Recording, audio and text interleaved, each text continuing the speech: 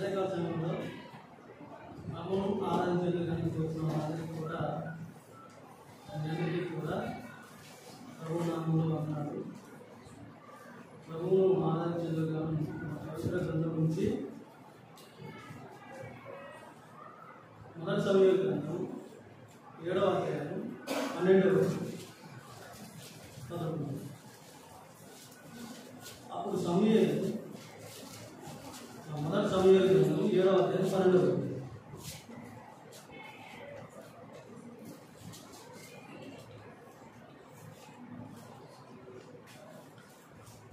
అప్పుడు సమూయేలు ఒక రాయి తీసి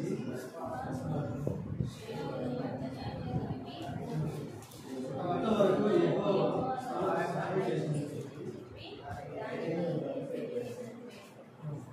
దేవుడు సహాయం ఏమనమ్మకం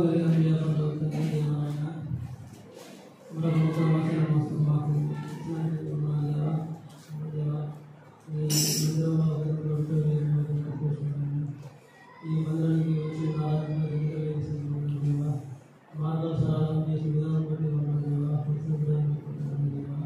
ఇక్కడ నిలబడిన నేను అయోగ్యుడైనా పాపులైనా ఇంత మాత్రమే అయినప్పటికీ అక్కడ తండ్రి దగ్గర నా స్వార్థ ప్రభుత్వంలో ఎటువంటి ఈ ఆత్మదాలను ఈ ఆత్మ లేని ఇబ్బంది కాబట్టి ఆదిత్యాలు నాకు తోడుగా ఉంది. నడిపించి మరి ప్రభువు రక్షణ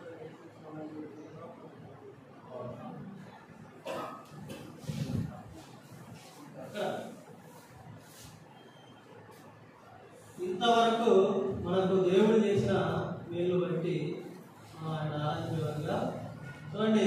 ఇంతవరకు దేవుడు మనకు ఎంతో సాయం చేశాడు కదా. మనం ఒకప్పుడైతే లోకంలో ఉండేవాళ్ళం, ఒకప్పుడైతే పాపంలో ఉండేవాళ్ళం. అయినప్పటికీ కూడా దేవుడు తన కరుణా సంపన్నుడై ఉండి మన ఎందు కృపా కనికరములు కలిగి ఉండి మనల్ని ఏం చేశారంటే మందిరానికి నడిపించాడు. కాబట్టి దేవుడిని మనం ఏం చేయాలంటే ఆరాధించేవారిగా ఉండాలి. మరి దేవుడు మనకి ఏం చేశాడు ఇంతవరకు అంటే మనం పుట్టింది మొదలుకొని ఇప్పటి వరకు ఈ రోజు వరకు చూడండి. మనం ఏప్రిల్ మాసం ఎంత తొందరగా గడిచిపోయిందో, ఏప్రిల్ నెల అంతా కూడా గడిచిపోయింది. ఇప్పుడు మే నెలలోకి వచ్చింది. మే నెల మొదటి వారంలో దేవుడు కృప లేదే మనం ఇలా రాలేము.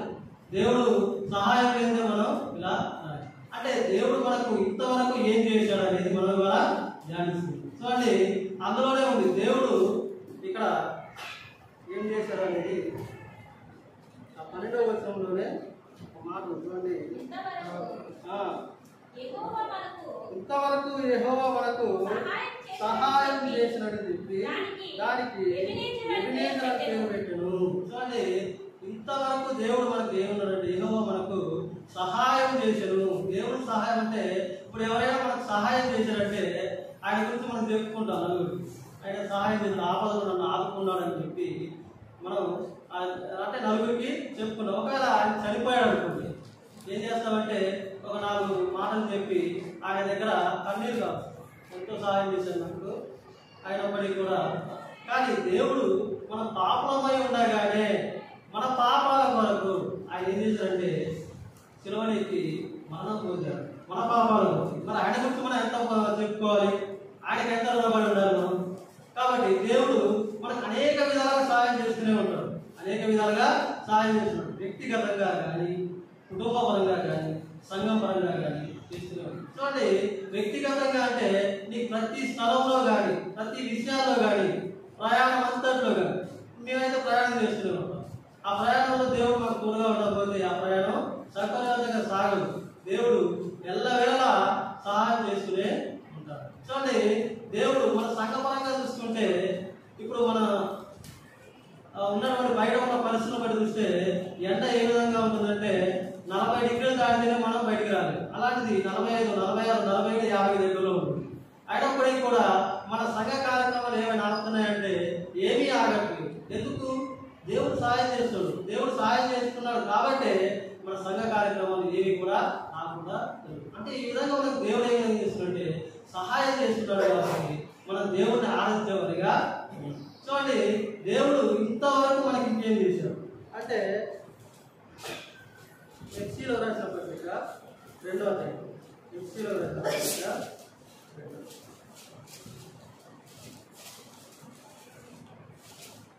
14. ఎఫ్సీలో రాసిన పత్రిక 2:14.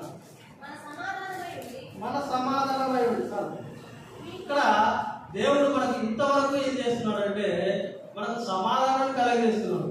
అది కూడా వ్యక్తిగతంగా సమాధానం కలగజేస్తున్నాడు, కుటుంబపరంగా సమాధానం కలగజేస్తున్నాడు, సంఘపరంగా కూడా సమాధానం కలిగిస్తున్నాడు. వ్యక్తిగతంగా అంటే దేవుడికి మనకు మధ్య సమాధానం కలగజేస్తున్నాడు. ఆ బైబిల్ చదివే విషయంలో కానీ, దాన్ని ధ్యానించుకునే విషయంలో కానీ, దాని యొక్క నడుచుకునే విషయంలో కానీ మనకు దేవుడు ఏ విధంగా ఉన్నాడంటే సమాధానంగా ఉన్నాడు. అదేవిధంగా కుటుంబపరంగా కూడా దేవుడు మనకి ఏం కలిగిస్తున్నాడంటే సమాధానం కలిగిస్తున్నాడు. చూడండి, భార్యాభర్తల మధ్య సమాధానం కలిగిస్తున్నాడు, పిల్లలు తల్లిదండ్రుల మధ్య సమాధానం కలిగిస్తున్నాడు, బంధుమిత్రుల మధ్య సమాధానం కలిగిస్తున్నాడు. చూడండి, ఒకసారి ఎగ్జాంపుల్ చెప్తాను. ఒక కుటుంబంలో భార్యాభర్తల మధ్య సమాధానం లేకపోతే ఏమవుతుంది? అదే తల్లిదండ్రులు పిల్లల మధ్య సమాధానం లేకపోతే ఏమవుతుంది అంటే, ఇక్కడ మా కొలికి ఒకరు ఉండేవాడు మర్చిపోవడం. అప్పుడు వాళ్ళ అబ్బాయి ఏం చేసేవాడంటే అప్పుడు 10th స్కూల్కి వెళ్ళకపోయేవాడు, ఫీజులు మాత్రం బాగా కట్టేది. స్కూల్కి వెళ్ళకపోగా ఆ తండ్రిని ఎదిరించేవాడు. నా కొడుకు ఇలా అయిపోతున్నాడు అనే బాధతో ఆయన ఏం చేసేవాడంటే ఆల్కహాల్కు ఎడిక్ట్ అయిపోయింది, బాగా డ్రింక్ చేయడం. ఇప్పటికీ అదే బాధ, ఎప్పుడు ఫోన్ చేసినా ఏడ్చుకుంటూ మాట్లాడు. అంటే ఆ తండ్రికి కొడుకుకి మధ్య సమాధానం లేదు. ఈయన ఒకవేళ గట్టిగా బుద్ధి చెప్తామని గట్టిగా అరిచాడనుకో ఆయన మీదకే ఆ తండ్రి కొట్టడానికి రావడం. ఆ బాధతో ఆయన ఆల్కహాల్కి ఎడిక్ట్ అయ్యి చాలా బాధపడుతుంది. ఇప్పటికీ ఇళ్ళకు ట్రాన్స్ఫర్ అయ్యాడు, ఇప్పటికీ అదే పరిస్థితి. ఎనీ టైం ఆయన ఆందోళన ఉన్నాడు బండి. అంటే దేనికంటే తండ్రి ఆ కొడుకుల మధ్య సమాధానం లేదు. అదే తండ్రి కొడుకుల మధ్య సమాధానం ఉన్నట్లయితే కుటుంబం అనేది చాలా చక్కగా ఉంటుంది. మరి మనకైతే అటువంటి బాధ లేదు. ఎందుకంటే ఆ దేవుడు మనకి సమాధానం కలగజేస్తున్నాడు. మన కుటుంబంలో భార్యాభర్తల మధ్య కానీ, పిల్లల తల్లిదండ్రుల మధ్య కానీ, కుటుంబంలో ఇంకెవరైనా ఉంటే బంధువుల మధ్య కానీ సమాధానం కలిగి ఉన్నాం. కాబట్టి దేవుడు మనకు ఈ సహాయం చేస్తున్నాడు. అంటే దేవుడు మొదటిగా మనకు సహాయం చేశాడు, ఇప్పుడు రెండోది ఏం చేస్తున్నాడు అంటే సమాధానాన్ని కలగజేస్తున్నాడు. కాబట్టి దేవుడిని ఆరాధించేటట్టుగా ఉన్నాం. ఇంకా చూడండి, దేవుడు ఇంకా ఏం చేశాడంటే 1 కొరింథీయులకు రాసిన పత్రిక 1వ వచనం.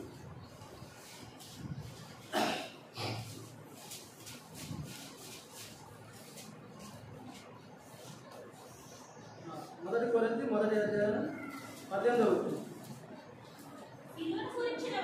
సిలువను గురించిన వార్త నశించుతున్న వారికి వెలితనం గాని రక్షింపబడుతున్న మనకి దేవుడి శక్తి. చూడండి, దేవుడు మనకి ఏమని అనుగ్రహిస్తున్నాడంటే శక్తిని అనుగ్రహిస్తున్నాడు. నశింపబడుతున్న వారికి అది ఎట్లుందంటే వెలితనంగా ఉన్నది, కానీ మనకైతే అది శక్తి అయి ఉన్నది. ఒక పాట ఉన్నది, నీ రక్తమే నీ రక్తమే, ఒక పాట ఉంటుంది. ఆ పాట ఉంటుంది రావట్లేదు కానీ, రక్షింపబడుతున్న పాపికి దేవుడి శక్తి అయి ఉన్నది. దేవుడి శక్తి అది. దేవుడు మనకు శక్తిని అనుగ్రహిస్తున్నాడు. ఏ విషయాల శక్తిని అనుగ్రహిస్తున్నాడు అంటే చూడండి, మనకి సరే భౌతిక పరంగా చూసుకుంటే ఎలా ఉందంటే రోగాలని మనం ఎదుర్కొనే శక్తిని మనకి ఇస్తున్నాడు. అదేవిధంగా అంటే కరోనా టైంలో మనం బాగా చూసాం, ఇమ్యూనిటీ పవర్ మనకు బాగా ఇచ్చాడు దేవుడు.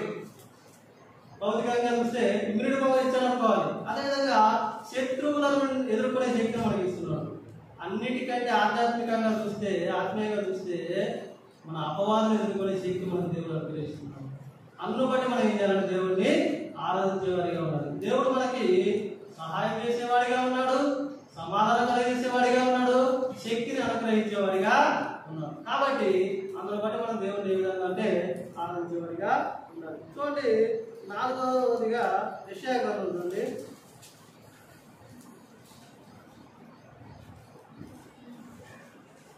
53వ అధ్యాయం 5వ వచనం.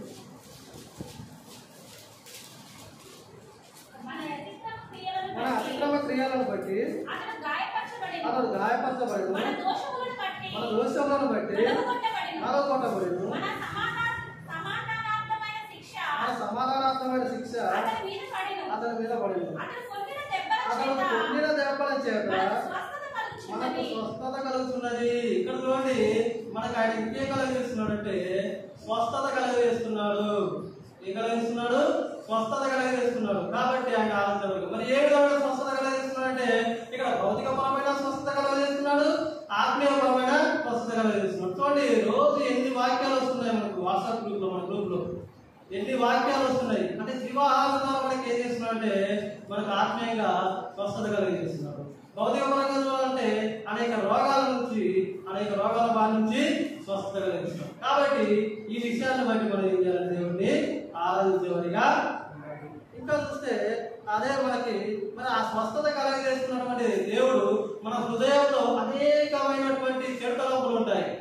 కోపము, అసూయ, గర్వము ఇవన్నీ కూడా తొలగించి మనకు గలతీ 5:22 ఉన్నటువంటి ప్రకారం ఆత్మ ఫలాలన్నింటినీ కూడా మన హృదయంలో నింపుతున్నాడు. కాబట్టి అంటే మనకు ఆత్మీయ స్వస్థత కలుగజేస్తున్నందుకు దేవుడు మనం ఏం చేయాలంటే ఆరాధించేవారిగా ఉండాలి. ఈ ఉదయకాల సమయంలో దేవుడు మనకి ఏం చేస్తున్నాడంటే సహాయం చేశాడు, సమాధానం ఇచ్చాడు, తర్వాత శక్తిని ఇచ్చాడు, తర్వాత స్వస్థత కలిగించాడు. ఇంకా చూసుకుంటే ఏప్రిల్ రాసినటువంటి పత్రిక చూడండి, 10వ అధ్యాయం.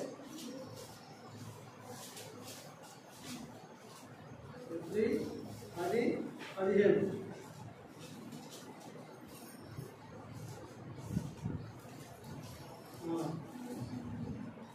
ఈ విషయమై ఏప్రిల్ రాసిన పత్రిక 10:17. ఈ విషయమై పరిశుద్ధాత్మ కూడా మనకు సాక్ష్యం ఇస్తున్నాడు. మనకు ఇప్పుడు ఏం చేస్తున్నాడంటే సాక్ష్యం ఇస్తున్నాడు మనకు. అంటే దేవునికి మనకు మధ్యలో ఆయన సాక్ష్యంగా ఉన్నాడు. మనల్ని ఏ విధంగా ఉంటున్నాడంటే అన్యజనులకు దేవుడికి మధ్యలో మనల్ని సాక్ష్యంగా ఉంటున్నాడు. మన మొదలు మా ఇంటికి వచ్చాడు, వచ్చి వెస్టేజ్ గ్రూప్ గురించి చెప్తున్నాడు అన్నాడు. వెస్టేజ్ లో ఈ సామాన్లు ఉంటే కొనడు సార్, బాగుంటాయని చెప్పి నేను ఆల్రెడీ అక్కడ చేరాను సార్, నాకు నచ్చలేదు సార్, నేను మొత్తం డ్రాప్ అయ్యాను సార్ అని చెప్పిన తర్వాత మరి ఏమనుకున్నాడో ఏంటో కానీ ఒక మాట ఏంటంటే మీరు రోజు బండి మీద వెళ్తున్నారు కదా సార్, నలుగురు వెళ్తున్నారు కదా, ఏమైనా నైతిక ఇబ్బంది కదా, మీరు రోజు చర్చికి వెళ్ళడం అవసరం సార్, ఆల్రెడీ మీకు ఒకసారి యాక్సిడెంట్ అయింది విన్నాను సార్ అంటే అవును సార్ యాక్సిడెంట్ అయింది సార్, చాలా పెద్ద యాక్సిడెంట్ అయింది సార్, నేను నవ్వుకునేది చేశాను. కానీ నాకు ఏ దెబ్బ తగలేదు సార్, చాలా హ్యాపీగా ఉంది సార్.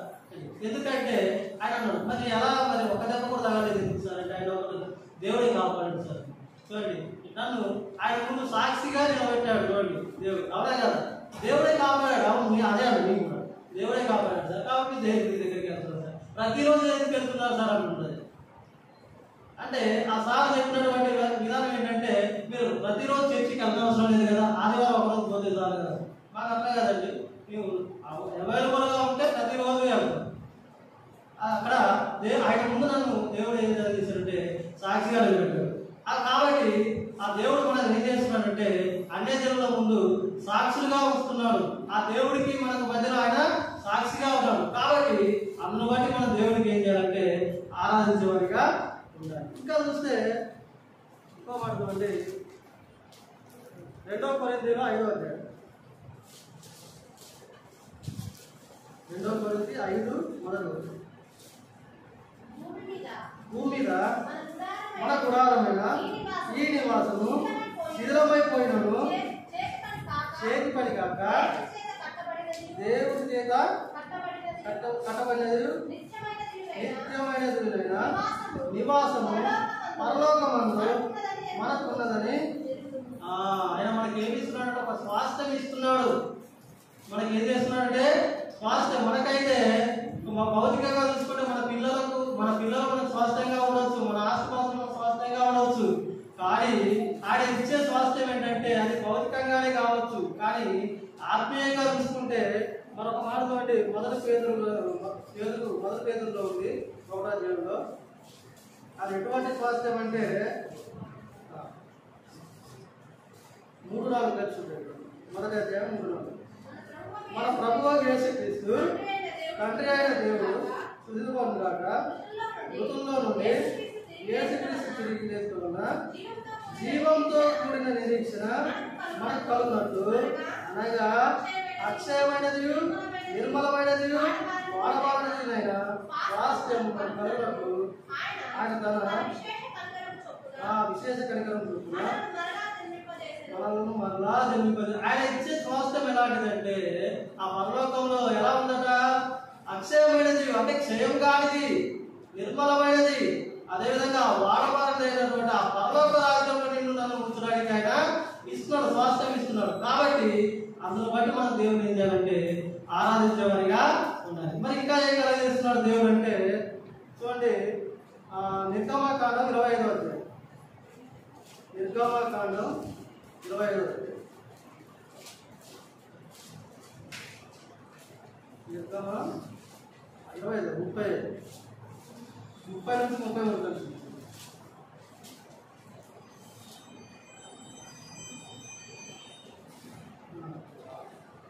35వ అధ్యాయం 30 నుంచి 33. మోషే ఇశ్రాయేలుతో చూడు, యెహోవా ఊరు కుమారులను ఊరు మనవడైన విచిత్రమైన పనులను కల్పించడంలో బంగారుతోనూ వెండితోనూ ఇత్తడితోనూ పట్టణములను నానబెట్టి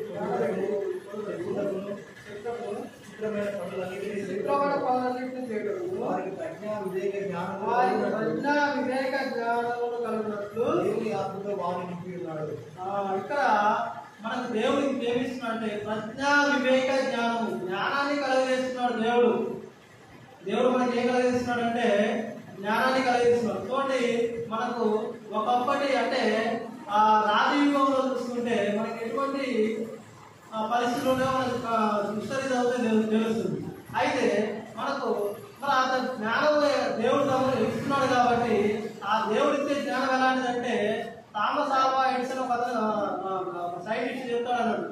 ఆయన బల్బును కనుగొన్నప్పుడు నాకు ఈ జ్ఞానం ఎక్కడ నుంచి వచ్చింది అంటే నేను ఈ బైబిల్ చదవడం వల్లే వచ్చిందని చెప్పి థామస్ ఆల్వా ఎడిసన్ చెప్పినప్పుడు ఆయన కనుక ఆ బల్బును కనుగొని ఉండకపోతే మనం ఎలా ఉండేవాళ్ళం అంటే ఇట్లా నైట్ ఉండేది కావచ్చు.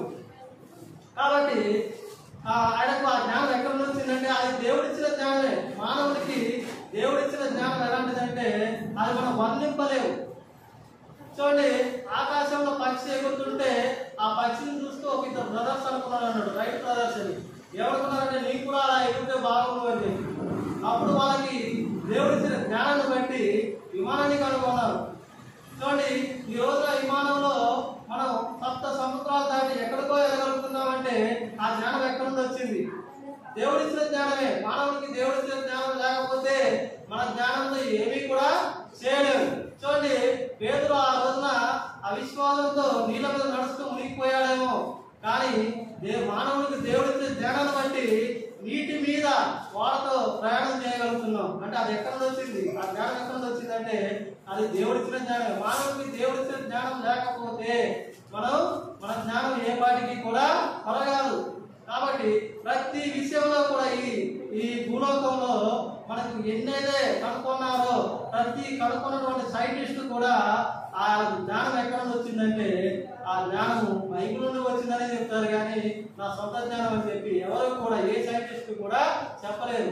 99.99% ఆ సైంటిస్ట్ ఏమంటారంటే క్రిస్టియన్సే ఉంటారు. కాబట్టి ఇంతటి జ్ఞానాన్ని మనం కలిగిస్తున్నటువంటి ఆ దేవుడికి మనం ఏం చేయాలంటే ఆరాధించేవారిగా ఉండాలి. కాబట్టి ఈ ఉదయకాల సమయంలో మనం దేవుడిని ఆరాధించేందుకు హేతువులు ఏంటంటే ఆయన మనం ఏం చేశాం? ఆయన మనకి ఏం చేశాడంటే సహాయం చేశాడు, రెండోదిగా సమాధానం కలిగజేశాడు, మూడోదిగా శక్తిని అనుగ్రహించాడు, నాలుగోదిగా స్వస్థత కలిగజేశాడు, ఐదోదిగా సాక్ష్యం ఇచ్చాడు, ఆరోదిగా ఏమిచ్చాడు? స్వాస్థ్యము, తర్వాత జ్ఞానాన్ని ఇచ్చాడు. ఇక లాస్ట్గా దేవుడు ఇచ్చినటువంటిది మొదటి లాస్ట్ ఏంటంటే 2వ పేతురు గ్రంథము పేతురు పత్రిక చూడండి, 1వ అధ్యాయంలో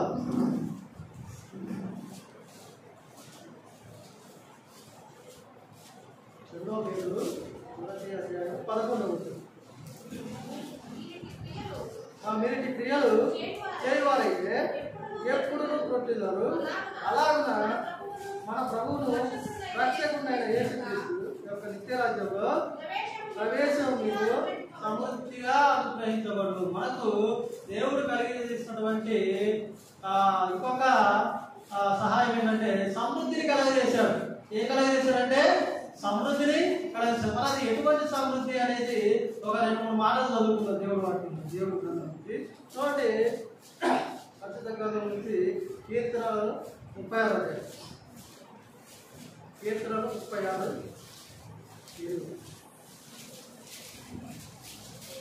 నీ మందిరం యొక్క సమృద్ధి వలన వారు సంతృప్తి పొందుతున్నారు. నీ ఆనంద ప్రవాహంలోనిది నీవు వారికి త్రాగించుతున్నావు. నీ మందిరం యొక్క సమృద్ధి వలన వారు సంతృప్తి పొందుతున్నారు. వారు అనే ప్లేస్ లో మనమే ఇక్కడ. ఆయన యొక్క మందిరంలో ఉన్నటువంటి సమృద్ధి వల్ల మనం ఏం చేస్తున్నాం అంటే సంతృప్తి పొందుతున్నాం అన్నట్టు. మరి వేడితో సంతృప్తి పొందుతున్నాం అంటే చూడండి, కొలస్సీలకు రాసిన పత్రిక 3వ అధ్యాయం. ఆయన మందిరంలో సమృద్ధి ఉన్నది. మరి ఏ సమృద్ధి ఉన్నదంటే కొలస్సీ 3:16 సంగీతములతోను కీర్తనలతోను ఆత్మ సంబంధమైన పద్యములతోను ఒకరికి ఒకడు బోధించు బుద్ధి చెప్పుచు కృపాసహితముగా హృదయములలో దేవుని గురించి గానం చేయించు సమస్త విధములైన జ్ఞానంతో క్రీస్తు వాక్యము మీలో సమృద్ధిగా నివసింపనియుడే. ఈ మందిరంలో వాక్య సమృద్ధి మనకు అనుగ్రహిస్తున్నాడు దేవుడు. ఈ మందిరంలో మనకి ఏం చేస్తున్నాడంటే వాక్యం సమృద్ధిగా ఇస్తున్నాడు. దేవుడి మందిరంలో మనకు దొరికేది ఏంటంటే సమృద్ధిగా దేవుడు వాక్యం దొరకట్లేదా? ఆదివారం ఆరాధనలో కానీ, మంగళవారం సంఘ ప్రార్థనలో కానీ, బుధవారం గృహ కూడికలో కానీ, గురువారం సిస్టర్స్ అయితే సిస్టర్స్ మీటింగ్ లో కానీ, శుక్రవారం బైబిల్ స్టడీలో కానీ, శనివారం ఉపవాస ప్రార్థనలో కానీ ఎంత వాక్యం వస్తుంది. వీటికి తోడు రఘునాథ్ బ్రదర్ మనకు పొద్దున్నే వాట్సాప్ గ్రూప్ లో పెడుతూ ఉంటాడు. ఎంత వాక్యం, మనకు వాక్య సమృద్ధి మందిరంలో ఉన్నది. కాబట్టి వాక్యం సమృద్ధిగా మనకు అనుగ్రహిస్తున్నాడు. కాబట్టి దేవుడిని మనం ఆరాధించే వారిగా ఉన్నాం. చూడండి, ఇంకా ఏం సమృద్ధిగా ఉందంటే కీర్తనలు 103 కీర్తన 8వ యెహోవా దయాదాక్షిణ్య పూర్ణుడు దీర్ఘశాంతుడు కృపా సమృద్ధి గలవాడు. ఇక్కడ ఏం సమృద్ధిగా ఉందంటే కృపా సమృద్ధి ఉన్నది. దేవుని యొక్క కృప మన మీద ఉంది. అది అద్భుతమైన కృప, ప్రేమ కలిగిన కృప, వివరింపలేని కృప, ఆయనది సత్యమైన కృప. అంటే ఆయన కృప ఎలాంటిదంటే మనం వర్ణింపలేము. ఆయన కృప లేనిదే మనం ఇక్కడ ఉండలేము. ఆయన కృప లేనిదే ఆయన కృప ఎలాంటిదంటే నా కృప నీకు చాలంటాడు కీర్తన గ్రంథంలోనే.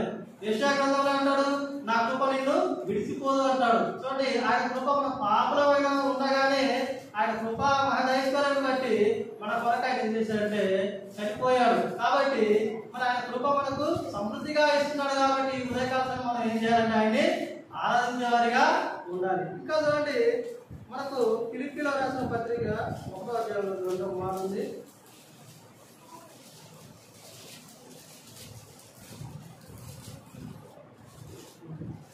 మొదటి అధ్యాయం 21.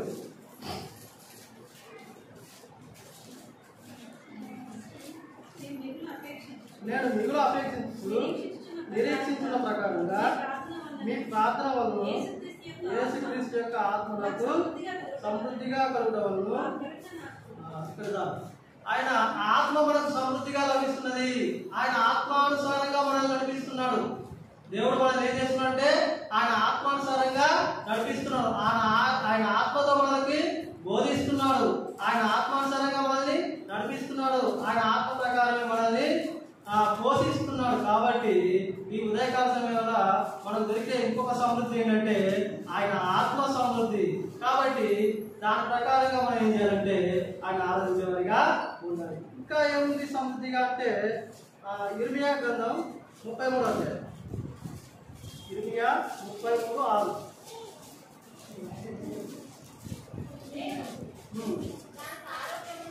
ఆరోగ్యమును స్వస్థతను మరలా రప్పిస్తున్నాను, వారిని స్వస్థపరుస్తున్నాను, వారికి సత్య సమాధానములను సమృద్ధిగా బయలుపరచదను.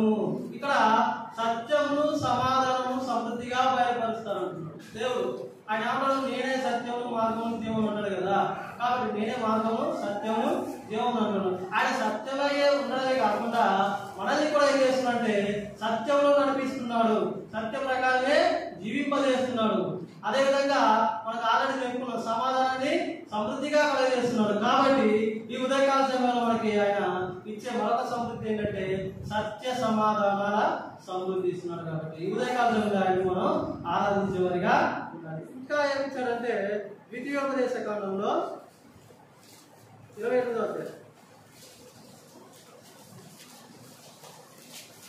28:11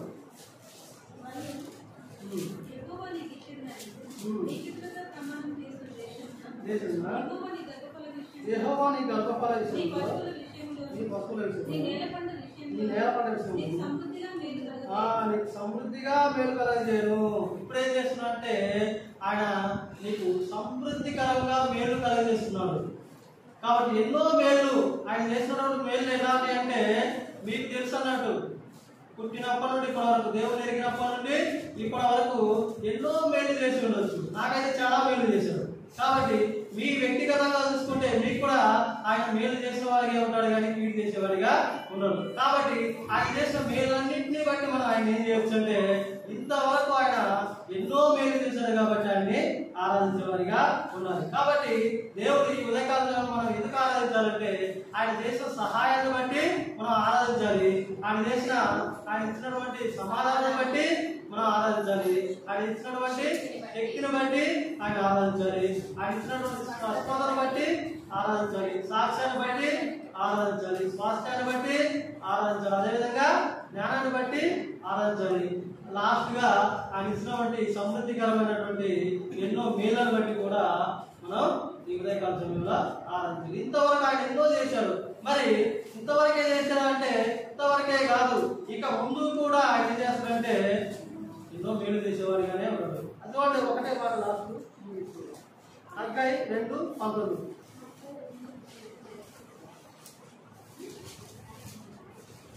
హగ్గై 2:19 చివరి మాట అయితే ఇది మొదలుకొని నేను మిమ్మల్ని ఇంతవరకు చేసిన మేలే కాదు, ఇది మొదలుకొని నేను మిమ్మల్ని ఆశీర్వదించాను. ఇది మొదలుకనంటే ఇప్పటి నుంచి ఎప్పటి వరకు మరి దానికి అంతం లేదు. ఇక మనకు యుగముల వరకు కూడా ఆయన మనల్ని ఆశీర్వదించే దేవుడుగానే ఉన్నాడు. కాబట్టి ఈ హేతువులను బట్టి మనం ఏం చేయాలంటే ఆయన్ని ఆరాధించేవారిగా దేవుడికి మనల్ని